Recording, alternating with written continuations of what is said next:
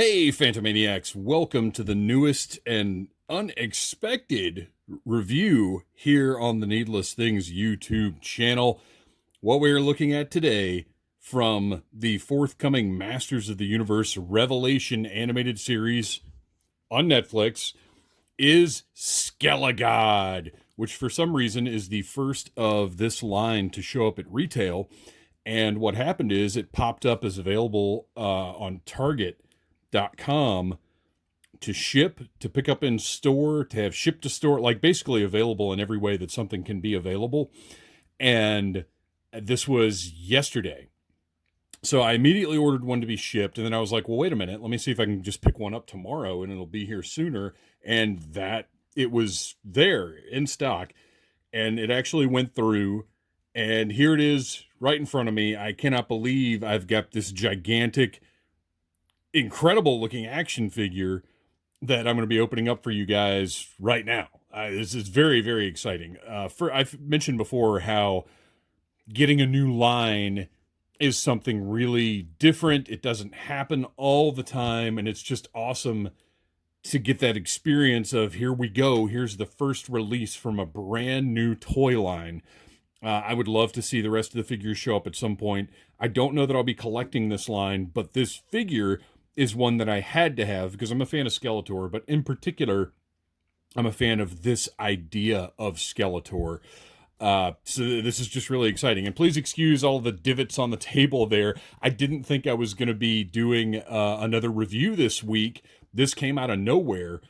So I had a bunch of figures from the reviews that I've been doing for the next couple of weeks just sitting on the table. And it didn't have the time to breathe and recover from the wounds of action figures laying around. But anyway, here we go. Skelegod. Packaging, very different and unique. I believe all of the packaging this isn't just for the bigger figure. I believe it's all going to share this form of this style. I don't know how to describe these pieces up here at the top, but it's a great looking window box. It's eye-catching. None of these were on the shelf when I went to pick them up. I have to assume they come in cases of 4, it seems, and I have to assume that they all got ordered for pickup, or they're just sitting in the back and they only get them if you order them for pickup. I don't know which one is the case, but just looks great. Big, imposing, great art on the side. On the other side, we've got Skelegod, Cosmic Lord of Destruction, which is different from his normal moniker of Evil Lord of Destruction. And then on the back, we've got a little bio. Let's see what it says here. Skelegod, Cosmic Lord of Destruction. Skeletor lives his life with a singular purpose: to control the unlimited powers of the entire universe. Time after time, the bane of Eternia was thwarted by He-Man and the heroic warriors. What kind of monster would be unleashed should they be unable to stop the Lord of Destruction? Surely a raging storm of horror and terror even the bravest dare not even imagine.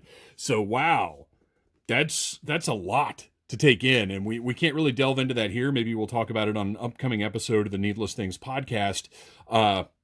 But the idea is that now Skeletor has the power, and this is a concept that's been banging around Mattel for decades. This is not something that's specifically made up new for this animated series. As a matter of fact, going back as far as the 1987 live-action movie, where we get, I can't get to him without knocking a bunch of stuff over, but there is God Skeletor from that movie as well, portrayed by Frank Langella. But he's not, I mean, he looks awesome. He's all gold, but it's not this. And this is the concept I've been wanting to see for years and years. And if you haven't, I highly recommend you check out Scott Knightlick's YouTube channel, Spector Creative, for the backstory on a lot of this kind of stuff. Enough. We got to open this guy up. And I'll tell you right now, I'm so excited about this figure, as you can probably tell. This is either going to be a review that is too kind and glowing, or I'm going to find one thing that I hate, and it's going to set me off on a path of destruction where I'm just going to totally rip this figure to shreds. I don't know which is going to happen, but we're going to find out right now. Gosh, how the heck do we even open this thing up? Well, first of all, we get our trusty 1964 box cutter. Slice right through the tape. And I have a feeling these flaps are all going to sort of open up and like a flower and reveal the gift inside. I say gift. Gifts are not usually paid for, but freely given. And nothing here on Needless Things is freely given. All right, so yeah, this pops open, and we can slide. Whoop. That's not going to work, is it? There we go. Pull that tray out. Wow, this is a big, big boy.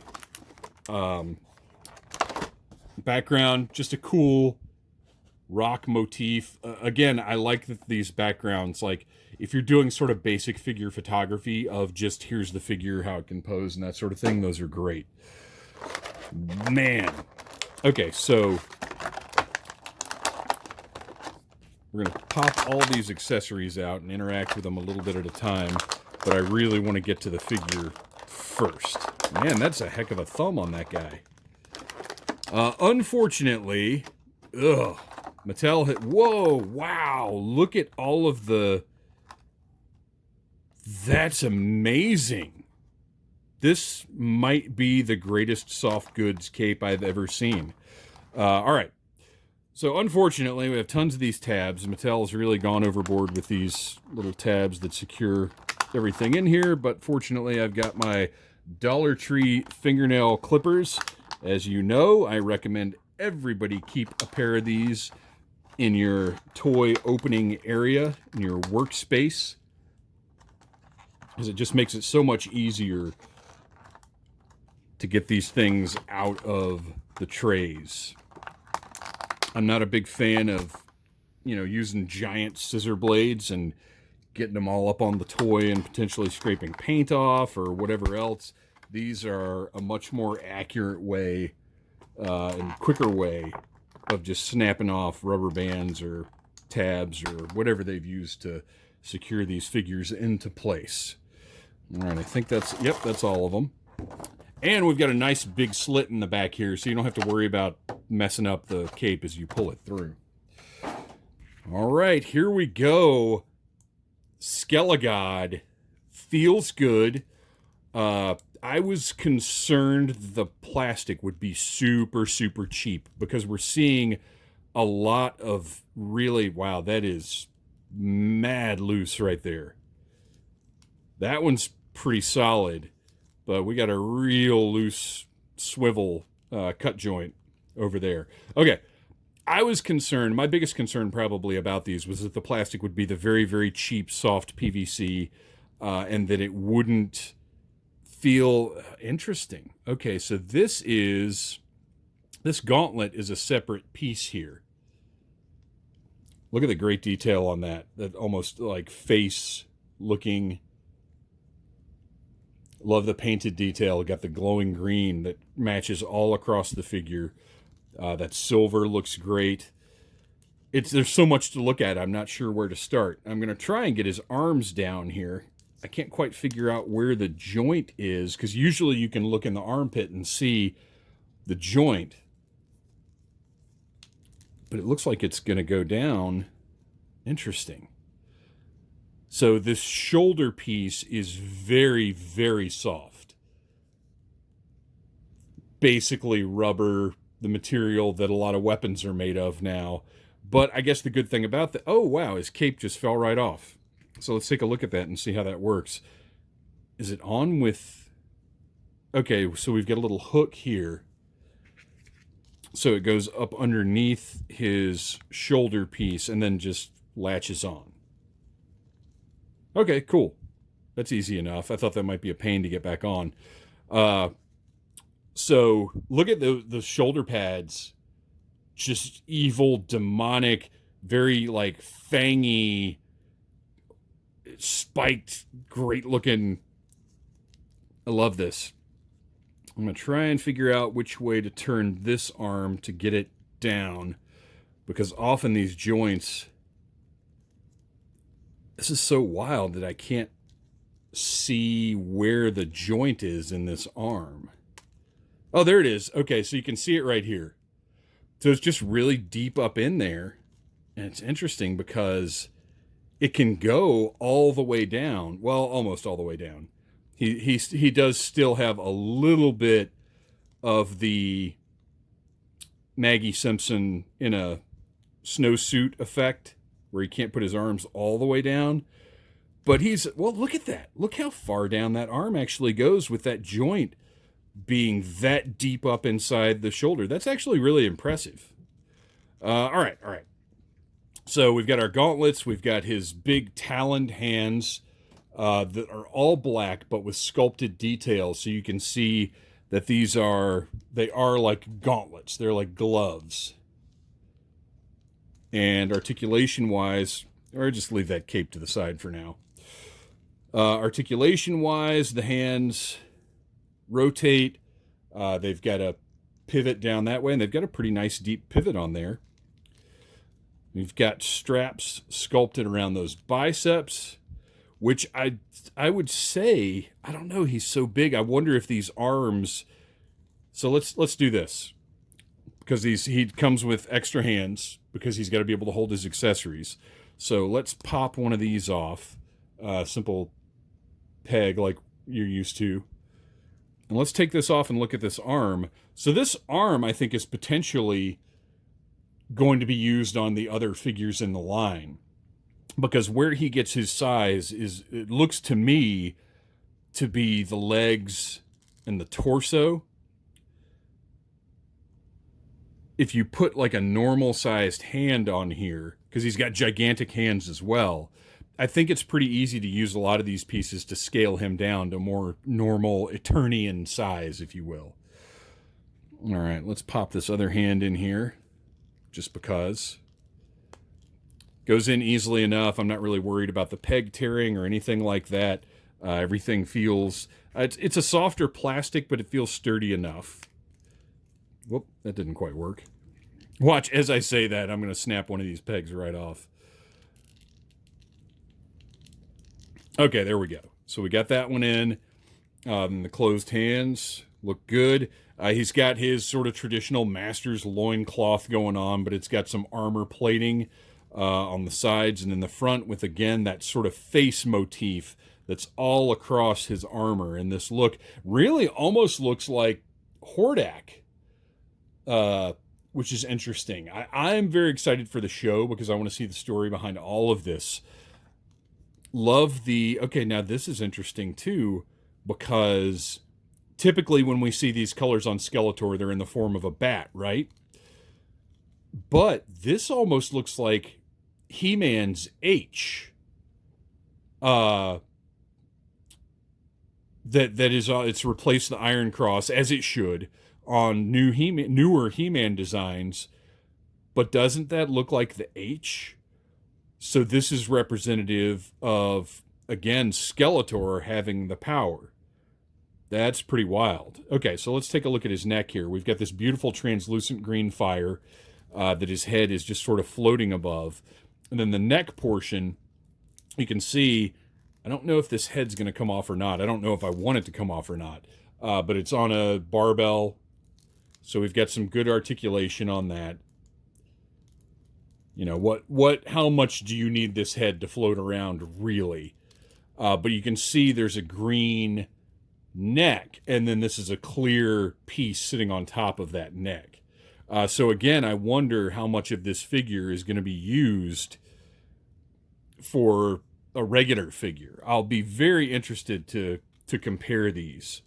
And somebody in the comments, please leave me the name of this line, because it's not Masters of the Universe Revelation. It's Masters of the Universe something. It's not like Unlimited. We've talked about it on the show a ton of times and just popped out of my head. I do like that his harness here is the old style Masters of the Universe with the actual little buckles right here. So you could take this off if you wanted to. But I love this. I love this sort of throwback design to what this line looked like way back in the day. I think that's great. Okay, so let's get the cape back on so we can take a look at it in place as it's supposed to be. Watch, it went on easily. Okay, there we go. We're fine. So the cape, as you can see, hooks up underneath there. But look at the layers on this thing. And we actually have... So we've got this layer, this layer and then this layer with a printed border at the bottom. But these little pieces here are plastic to keep everything weighed down. Fantastic design. I love this. I wasn't so sure about the soft goods cape because it almost looked too clean in the box. But then when you turn it around and see all this detail, this is unbelievable. I love it.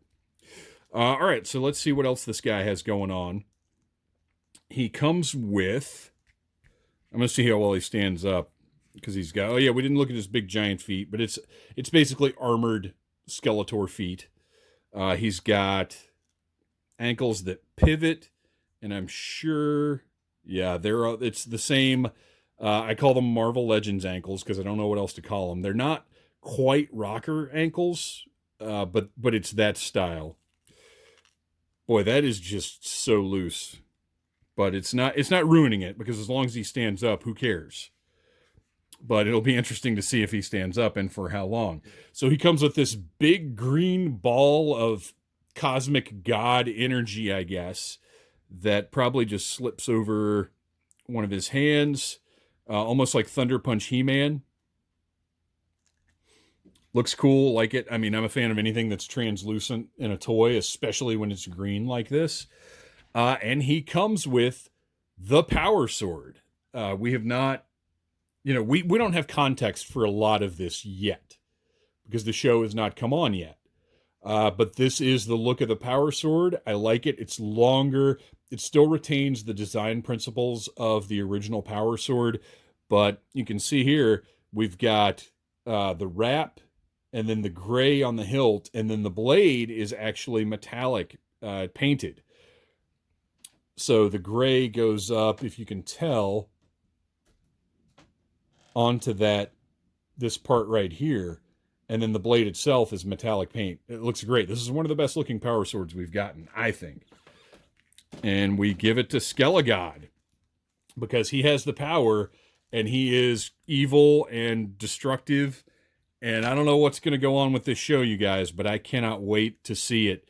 Let's slide that big ol' snot bubble right over his fist. And look at that. Wow, what an imposing, incredible figure this is. You guys, I love it. I think it's great. I think if you're a fan of Skeletor, if you're a fan of Masters of the Universe, you got to get one of these. Get out to your local Target. They hit literally every Target local to me yesterday. So they're out there in good quantities. I think they're still available to order online. I think this figure is absolutely fantastic. They did a great job with it.